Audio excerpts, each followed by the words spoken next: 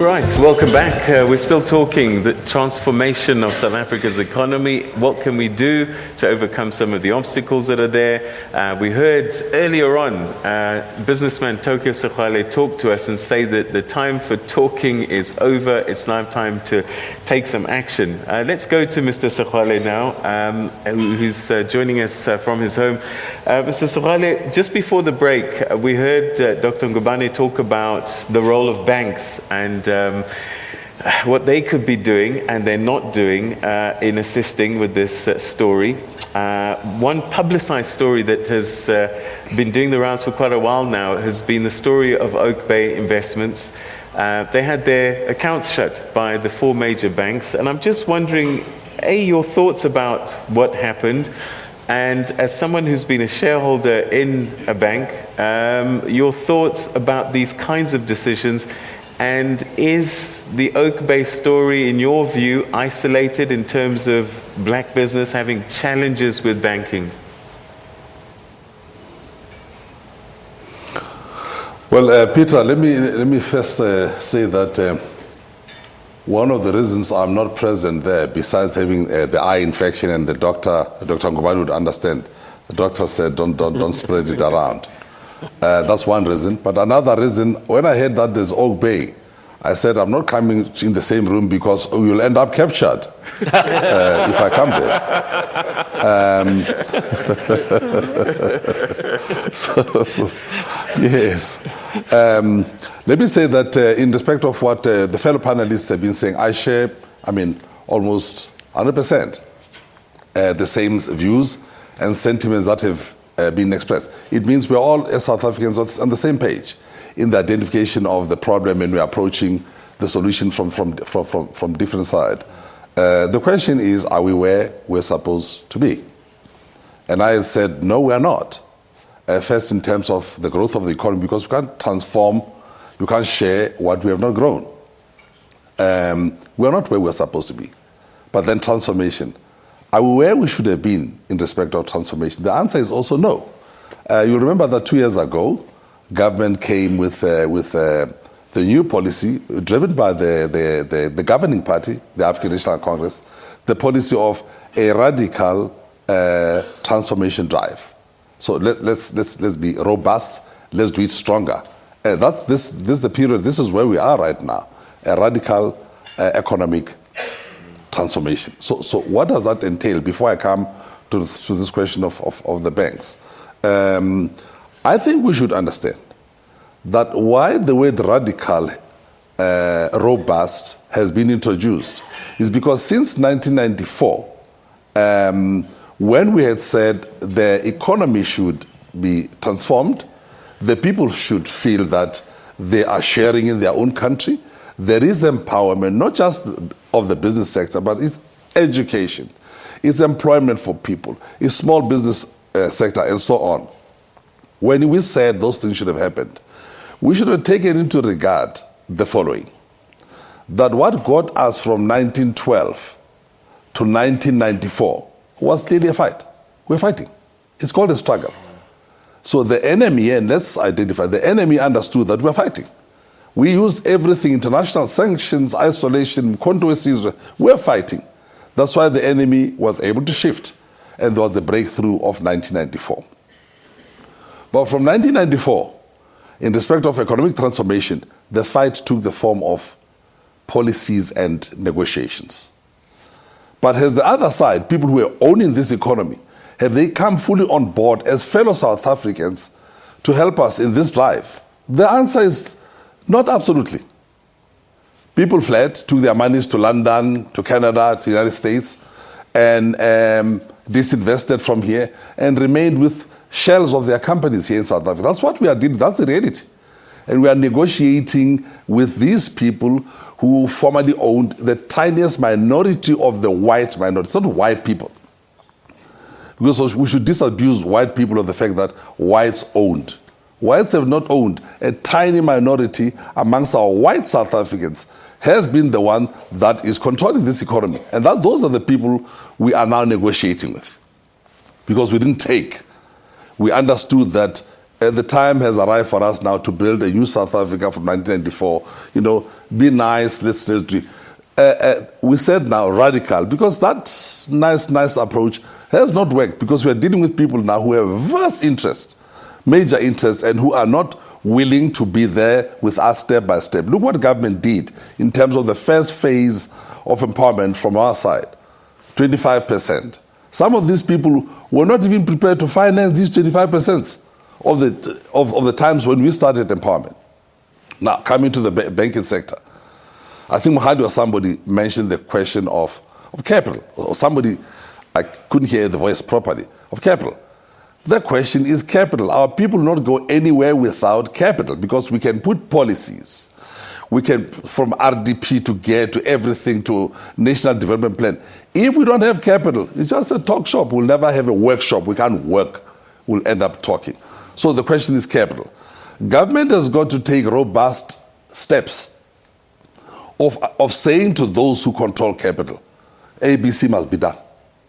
You see, you can't negotiate this question. We don't want to go back to the fighting days. ABC must be done. Our people are spilling out into the streets, social unrest. There's political upheavals. The governing party, my party, is losing numbers because we're being nice to people. You know, because we had said, let's see how we can transform very, very nicely. But people are not coming on board. Now let's come to your Oakbay question. Oakbay is a company that has been created here. Let's leave the other things of state capture. They should deal with those issues. But I know them as a company we're part of. In fact, before they called themselves Oakbay, we're fellow shareholders in the Sahara Computers, and we sold our shares to them. We sold them the JIC Mining, which is their main vehicle today, and they've done well with that. Now, here we have the banking industry, and I used to sit on the bank. I don't know what happened here, but there's a need for us to understand ultimately who controls and owns the power of these banks. Let's be real, both internally and externally. Who controls these banks? And be able to say that whatever decisions the banks make, there are two things. There's accountability to the public, to the shareholders. Secondly, there's transparency. You see, you can't have banks. I don't know what happened here, but you cannot have banks taking secretive decisions. And you are accountable to no one, and there's no transparency. Now there's King 1, King 2, King 3. I'm told that in terms of good corporate governance, I'm told that we're now going to King 4, something like that. Now, there is a need for banks to come up publicly and account. We can't have a situation where banks cannot tell us why they are taking particular decisions. And yet we're talking about good governance and transparency. So Oakbay and the banks must have this conversation about precisely what is it that is happening there. But our interest is bank finance. Bank finance. How the banks, and when I say banks, I'm talking about banks in general in terms of the Banks Act, which defines banks as insurance companies, banks, and so on, real banks. All the financial institutions, how we can sit down with them and say it's key that they play a role in investing in the economy so far as black business is concerned, not just black industrialists, which is very good. Because in the past, we were talking about black empowerment and people were saying, no, the industrialists should not be developed and they were getting too big. The world is structured that way. There are big companies which must be South African, black-owned majority companies. Just like we have the Japanese, just like the British, Americans and so on. But the vast of our people must be brought into the middle economies and the micro ones. So you need bank finance. There are three sources of finance. Government has got finance, the private sector through the banking system, and international financial institutions and investors who bring their money here as we drive for the attraction of foreign direct investment. So we need to have a discussion, like Ben Ngubane said, Premier, a discussion that looks at these things and apply that radical, that robust thing to take things forward. Because if we're going to be playing nice, we will lose this country. We'll get to junk status and we'll get very close to serious political upheavals because people are not seeing a quality of life changing right now during their own lifetime. All right, I'm going to ask you one other question, and perhaps because you started with it actually, state capture. And if it is happening, then we've got a challenge in terms of transforming this economy, because that would mean that certain individuals or certain companies can hijack the economy. And I'm just wondering if you think that there has been state capture in the country, and also, is lobbying state capture? Where does lobbying become state capture, and where does it start, where does it stop? And have you seen something that you're worried about in terms of state capture in this country? Well, fortunately, I wrote a document a month ago, I think, entitled An Open Letter to A.J. Gupta. A.J., my friend, an open letter on this question of state capture. And I was bringing certain things to his attention and saying, as a leader of his own company and as a leader of his family, if anything has gone wrong in relation to the relationship that he has got with government, then there's a need for him to address that. But I said, and I want to state the following, in respect of state capture, let's not just throw this concept around. What is the state? I say in that document, using the definition that comes from international organizations such as the IMF, the World Bank. No, the question of state capture refers to an unhealthy relationship, unfair advantage for others in respect of government, which is the executive, such as we have in Pretoria, the legislature, which is what we have in Cape Town, and of course the judiciary. Now, the question of state capture, has anybody captured our judiciary? My answer there is no. This is a firebrand judiciary. You see the kind of decisions that are being made by the courts, particularly the Constitutional Court. Everybody swears now by the Constitutional Court, by compliance, by what should be appropriate. So nobody has captured the judiciary. I said in that document. Secondly, has anybody captured Parliament? There it is. It's now full of red overalls. You know, people are there. It's a fight in that. Nobody can capture that Parliament. The ANC stands its ground. The EFF, everybody is there. They are talking. We should not be afraid. People must just not knock one another. But the noise, we want to hear that noise, but also want to hear the thoughts that are coming from that Parliament. So you can't capture that Parliament because it's a contested territory.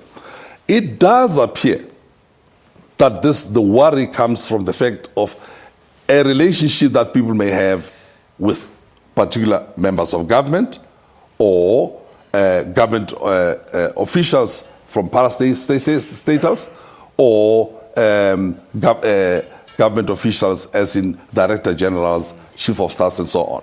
So has there been that? The jury is out, so that we should get information. The ANC went and tried to look around as to whether this thing is happening. They say they're finding nothing. The public protector, we are told, is going to knuckle down and try to answer the question as to, has anybody captured our government? Okay. That's the question that we have to come to. Of course, there are all these things that there's relationship. Take the Gupta family, relationship with the president, relationship with the president's son. So we've got to try and clarify exactly what is the nature of that relationship, what has happened there, and also what has not happened there. Because we don't sit here and be deceived, be told that things are happening. We find that things are not happening the way they are being described. Now, coming to lobbying. Dr. Ben Ngubane is there, will agree. He was a premier, he was a minister like myself, premier and minister. Government gets lobbied all the time, and it is correct. Business lobbies government. That's what I do all the time. We lobby. We go to ministers' houses. We invite them to our houses. We go to their offices. We invite them to our offices. They invite us when they travel the world. We are in the same aircraft with the ministers. We are fighting to sit next to them in the same seats, whether it's public transport or public or private transport. We sit there and try to get your case across. The government actually lobbies us as well by getting us to travel with them. And when we are abroad, by the way, we don't leave the president or the vice president. We go into their rooms, because those hotel rooms become their offices, and we lobby them. So there's nothing wrong with the lobby. What is wrong, and that can lead to state capture, this thing of government capture, what would be wrong is for the utilization of the whole exercise of lobbying to create an unfair advantage for one business or a group of businesses That now becomes something that must be tackled. So these are things that are open. It's a democracy. We have to discuss and see what is going wrong and rectify these things, because we have no time. Our people are spilling out in the streets, and very soon it will be difficult to call them back. Hammanskraal is burning, KZN, Western Cape, all these things. This is time for us to empower people with education, provide people with services, get people into jobs, but also disabuse our people from thinking that everyone is out there to get a tender and to become a business person.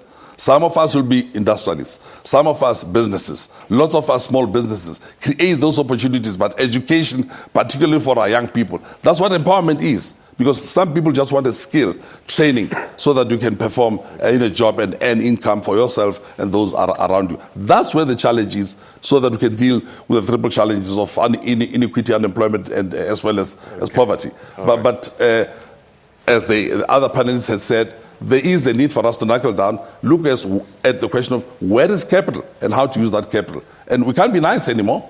We're nice since 1994, and people are not coming on board. Right. We know that. Okay, and Mr. they're talking from foreign capitals where they've taken their money away. All right. Okay. A quick comment from you, Dr. Ngubane. Well, on the issue of state capture, yeah, we are still buying coal from companies which are known as cost-plus mines. In other words, when they sink the shaft, Eskom pays. When they buy equipment, Eskom pays. When they have to renew the equipment, Eskom pays, and still pays for the coal. 40 years, this has happened in this country. Okay. Now, if you talk of state capture, then you must talk about this undue advantage that people have. And we have raised the issue with our minister that we need to change procurement processes so that this unfair advantage goes away and everyone has a chance. Were you tied into historical deals? Is this how we got into this situation? Yes, of course, because that was state capture when the nationalists came to power. Their businessmen were networking with government. I agree with they had functional experience in terms of managing businesses, which we never had. So the whole thing has never changed with 1994. The same procurement structures, the same procurement patterns were happening at the land bank. I complained to Minister Kodan, who was our minister when I was chairman of the land bank. We needed to change this to accommodate emerging farmers. Nothing has changed. Okay. So if we need to look at the issue of state capture, let's look at it from that perspective. All right. Okay, so we're going to take a quick break, and then after the break, we're going to hear from AJ Gupta himself. Is he a lobbyist or is he a capturer? Find out after this.